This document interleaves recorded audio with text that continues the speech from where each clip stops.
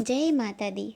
आज की दुर्गा सप्तशती पाठ कथा आरंभ करते हैं। दुर्गा सप्तशती 12वां अध्याय देवी चरित्रों के पाठ का महात्म्य। आइए सबसे पहले हम देवी का ध्यान करते हैं।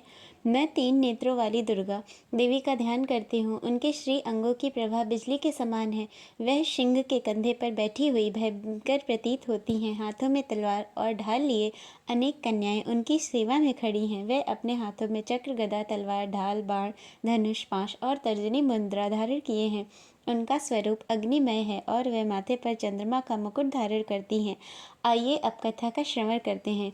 देवी ने कहा, हे देवताओं, जो एकाग्रचित होकर प्रतिदिन इन स्तुतियों से मेरा स्तवन करेगा, उसकी सारी बाधा मैं निश्चय ही दूर करूंगी। जो मटु के का नाश, महिषासुर का वध तथा शुंभ निशुंभ के संहार के प्रसंग का पाठ करेंगे तथा अष्टमी, चतुर्दशी और नवमी को भी एकाग्रचित होकर भक्तिपूर्वक मेरे उत्तम महात्म्य का श्रवण करेंगे, उन्हें कोई पाप नहीं छूप सकेगा। उन पर पाप जनित आपत्तियां भी नहीं आएंगी। उनके घर में कभी दरिद्रता नहीं होगी तथा उनको कभी प्रेमी जनों के विच्छों का कष्ट भी नहीं भोगना पड़ेगा। इतना ही नहीं, उन्हें शत्रु से, लुटेरों से, राजा से, शस्त्र से, अग्नि से तथा जल की राशि से भी कभी भय नहीं होगा। इसलिए सबको एकाग्रचित होकर भक्तिपूर्वक मेरे इस महात्म्य का सदैव पढ़ना और सुनना चाहिए। यह परम कल्याण कारक है। मेरा महात्म्य महामारी जनित समस्त उपद्रव तथा आध्यात्मिक आदि तीनों प्रकार के उत्पातों का शांत करने वाला है। मेरे जिस मंदिर में प्रतिदिन विधि पूर्वक मेरे इस महात्म्य का पाठ किया जाता है, उस स्थान को मैं कभी नहीं छोड़ती। वहाँ सदैव ही मेरा सन्निधान बना रहता है। बलिदान, पूजा, होम तथा महोत्सव के अवसरों पर मेरे इस चरित्र का पूरा पाठ और श्रवण करना चाहिए। ऐसा करने पर मनुष्य विधि को जानकर या बिना जाने भी मेरे लिए जो बलि, पूजा या होम आदि करेगा, उसे मैं बड़ी प्रसन्नता के साथ ग्रहण करूंगी।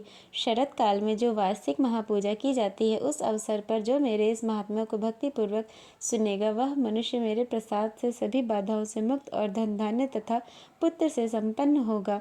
इसमें तनिक भी संदेह नहीं है। मेरे इस महात्म्य, मेरे प्रादुर्भाव की सुंदर कथाएं, युद्ध में किए हुए मेरे पराक्रम सुनने से मनुष्य निर्भय बन जाता है। मेरे महात्म्य का श्रवण करने वाले पुरुषों के शत्रु नष्ट हो जाते हैं, उन्हें कल्याण की प्राप्ति होती है और उनका कुल आनंदित रहता है। सर्वत्र शांति, कर्म में बुरे स्वप्न दिखाई देने पर तथा ग्रह जनित भयंकर पीड़ा उपस्थित होने पर मेरा महात्म्य श्रवण करना चाहिए।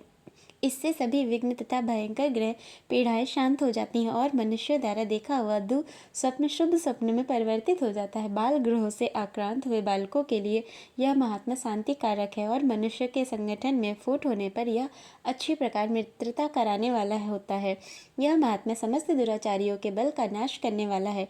इसके पाठ मात्र, श्रवण मात्र से राक्षसों, भूतों और पिशाचों का नाश होता है।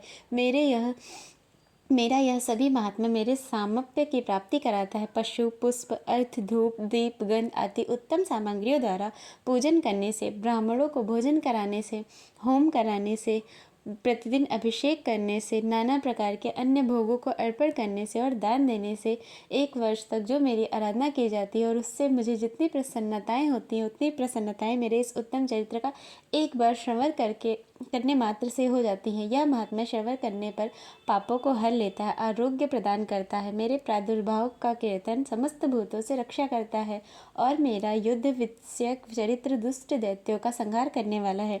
इसके श्रवण करने पर मनुष्यों को शत्रु का भय नहीं रहता। हे देवताओं, आपने और ब्रह्म ऋषियों ने जो मेरी स्तुतियाँ की हैं तथा ब्रह्मा जी ने जो स्तुति की है, वे सभी कल्याण में बुद्धि प्रदान करती हैं।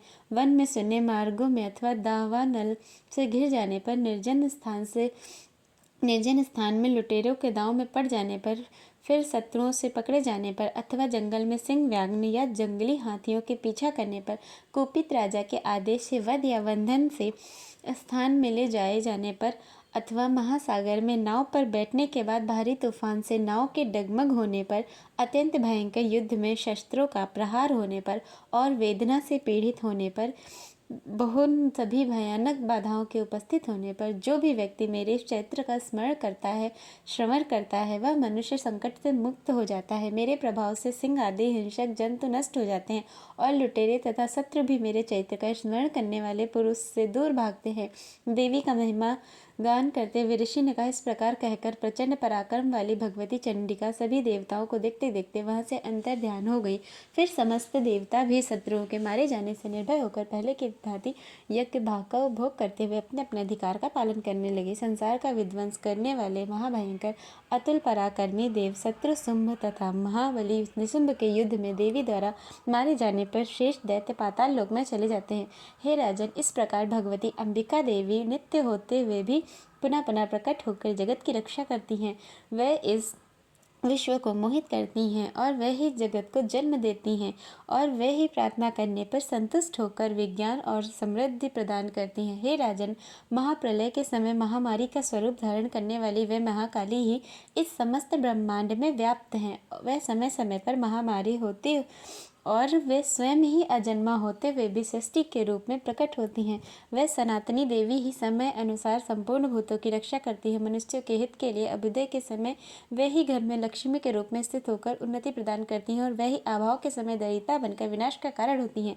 पुष्प, धूप और गंध आदि से पूजन करके उनकी स्तुति करने पर वे धन, पुत्र, धार्मिक बुद्धि और उत्तम गति प्रदान करती हैं। इस प्रकार श्री मार्कंडेय पुराण में सार्वत्रिक मंत्र की कथा के अंतर्गत देवी महात्म्य में फल स्तुति नामक 12वां अध्याय पूरा हुआ। आइए अब हम 13वें अध्याय का श्रवण करते हैं।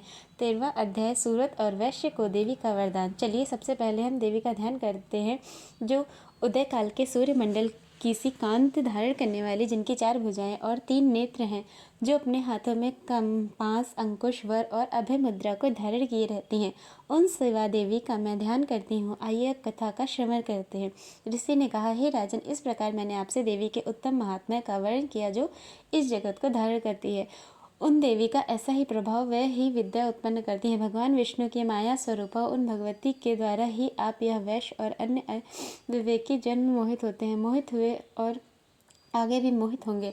हे महाराज, आप उन्हीं परमेश्वरी की शरण में जाइए। आराधना करने पर वही मनुष्यों का भोग, स्वर्ग और मोक्ष प्रदान करती है। मार्कंडेय ऋषि ने कहा, मेधा मुनि के यह वचन सुनकर राजा सूर्य ने उत्तम व्रत का पालन करने वाले उन महाभाग महर्षि को प्रणाम किया। वे अत्यंत ममता और राज अपहरण से बहुत खिन्न हो चुके थे। वे महामुनि इसलिए विरक्त होकर वे राजा तथा वैश्य तत्काल तपस्या को चले गए और वे जगदम्बा के दर्शन हेतु नदी के तट पर रहकर तपस्या करने लगे। वैश्य में उत्तम देवी सूक्त का जप करते हुए तपस्या में प्रवृत्त हुए। वे दोनों नदी के तट पर देवी की मिट्टी की मूर्ति बनाकर पुष्प, धूप और हवन आदि के द्वारा उनकी आराधना करने लगे। उन्होंने पहले तो आहार को धीरे धीरे कम किया, फिर बिल्कुल निराहार रहकर देवी में ही मन लगाए एकाग्रता पूर्वक उनका चिंतन आरंभ किया। वे दोनों अपने शरीर के रक्त से प्रोक्षित बलि देते हुए लगातार 3 वर्षों तक संयम पूर्वक आराधना करते रहे। इस पर प्रसन्न होकर जगत को धारण करने वाली चंडिका देवी ने उन्हें प्रत्यक्ष दर्शन दिया और फिर उनसे इस प्रकार कहा, हे राजन